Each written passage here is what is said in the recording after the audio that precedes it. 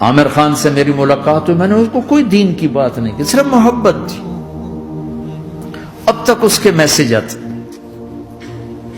کہ میں زندگی میں کسی سے متاثر نہیں ہوا، تم پہلے آدمی ہو جس سے میں متاثر ہوں. میں نے کوئی جادو کیا، صرف محبت. لوگوں کو محبت دو، قریب ہوں.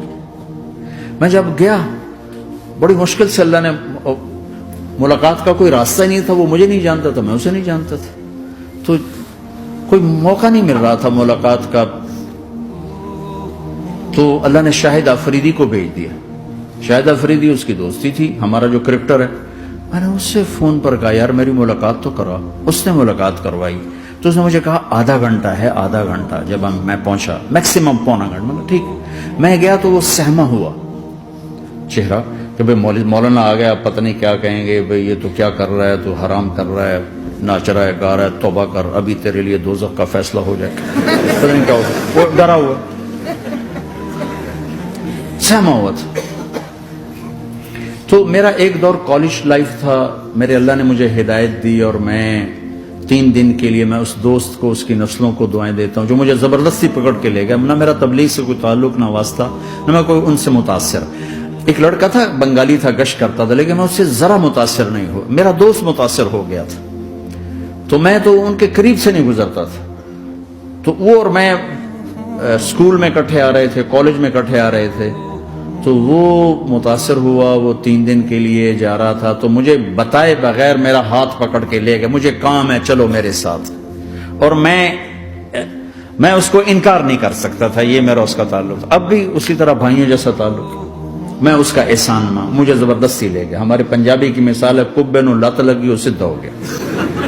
وہ جو ہوتا ہے ہنچ بیک ہوتا ہے نا، اس کو کسی نے لات ماری تو وہ سیدھا ہو گیا. مہربانی بھائی تیری لات سے میں سیدھا ہو گیا. تو مجھے تو وہ کبے والی لت پہ گئی. تو اللہ نے مجھے اس طرف لگا دیا. اور جب میری کالج لائف، میں نے کالج کا بہترین سنگر تھا، اسکول کا بہترین. یہ جنید جمشید کیا ہے جو اس زمانے میں یہ سارا کو ٹھا میں نے سارا کیا ہے. تو اب وہ بیچارہ ایسے بیٹھا ہوا. تو میں نے اس سے بیٹھتے فلموں کی باتیں شروع کر دی. اور تھوڑی دیر بعد کہ میں نے محسوس کیا کہ فرام 60 to 72 جو فلم انڈسٹری کو جتنا میں جانتا تھا اتنا وہ نہیں جانتا تھا. تو اس کے اوپر میرے علم کا روپ پڑ گیا. اس کی لائن کا علم تھا نا. تو وہ تو حیران پریشان، یہ واز تو ہو رہے. تو کبھی دلیپ کمار کی باتیں شروع ہو گئیں، کبھی راج کپور کی شروع ہو گئی، اور کبھی محبوب صاحب شروع ہو گئے، کبھی مدن موہن شروع ہو گئے. وہ آدھا گھنٹہ تو یوں ہی گزر گیا.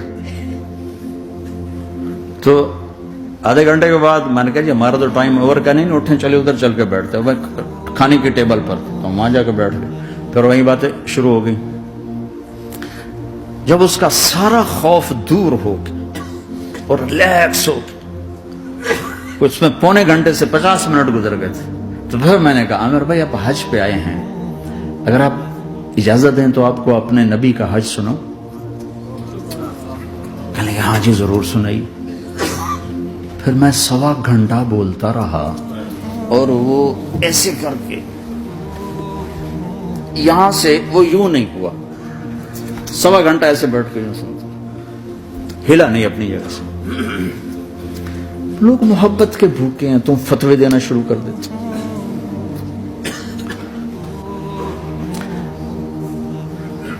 2 گھنٹے کی ملاقات کے بعد جب ہم نکلے تو نیچے تک چھوڑنے آیا عامر خان. حج کے بعد میں نے کہا ایک ملاقات اور ہو جائے گا، ضرور ہوگی. پھر اس کا میسج آیا کہ میں مدینے چلا گیا ہوں، معذرت چاہتا ہوں. میں نے کہا میں مدینے آ جاؤں گا. میں مدینے پہلے ہو آیا تھا حج سے پہلے. تو اس نے کہا کہ آپ 14 تاریخ کو آ جائیں، 4 سے 6 کا ٹائم میں نے آپ کے لیے رکھا ہے. تو میں جنید اور ایک اور ساتھی ہم دوبارہ وہاں چلے گئے 4 بجے. 4:15 ہم اس کے ساتھ ہماری چٹنگ شروع ہوئی. 4:15 سے 10:15 تک 6 گھنٹے مسلسل. اور اس کے ماتھے پہ ذرا نشان نہیں آیا کہ میں بور ہو رہا ہوں. اور اس کے بعد ہم اٹھے، اس کا جی نہیں چاہ رہا تھا کہ ہم اٹھ کے چلے جائیں. محبت.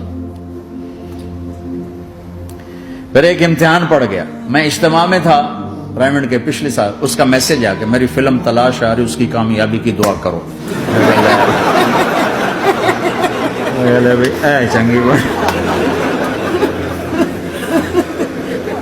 मैं कहा अब क्या करूं,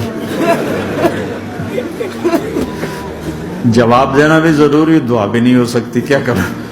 तो जब वो मैसेज आया तो मेरे सामने कोई 10-12 उलमा बैठे थे। मैंने कहा भाई ये मैसेज है, इसका जवाब दो। कहा जी ये हमारा फील्ड नहीं, तुम्हारा है, तू ही जवाब दे। तो मैं सारा दिन सोचता रहा, मुझे कोई जवाब समझ में नहीं आया कि जान भी बच जाए, जवाब भी चला जाए। फिर अगला दिन भी गुजर गया, मुझे कुछ समझ में नहीं आया।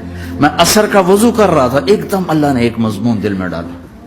तो मैंने फौरन बैठ कर उसको मैसेज किया कि आमिर भाई जो क्रिएटिव होता है ना जहन, ये अल्लाह किसी किसी को देता है, तख्लीकी जहन ये अल्लाह ताला किसी किसी को देता है, हर एक को नहीं देता, और ये अल्लाह की बहुत बड़ी अता होती है। और मैंने तुम्हारे साथ जो वक्त गुजारा उसमें मैंने देखा कि अल्लाह ने तुम्हें तख्लीकी जहन दिया है, तुम क्रिएटर हो। और जो लोग इस टाइप के होते हैं वो कामयाबी नाकामी की परवाह नहीं करते, वो अपने काम से काम रखते हैं। आपका भाई तो फौरन उसका मैसेज आया, आप ठीक कह रहे हैं, आप ठीक कह रहे हैं। बात हो गई। मैं था हांगकांग, मैंने वहां से उसको मैसेज, मैं आपको फोन कर सकता हूं, अगर उसका जवाब ना है फिर मैं नहीं करता हूं।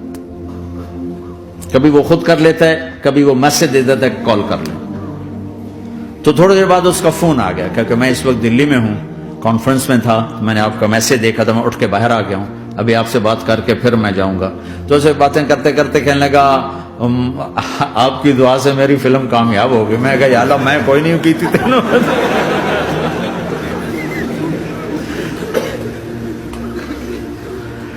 भाइयों मोहब्बतें बांटो, नफरतें तो पहले ही बहुत फैल चुकी। नशा पिला के गिराना तो सबको आता है, मजा तो तब है कि गिरते को थाम ले सब। बुरे को बुरा कहना कौन सा मुश्किल काम है, बुरे का हाथ पकड़कर सीने से लगाना, बुराई से निकालना, काम तो ये है।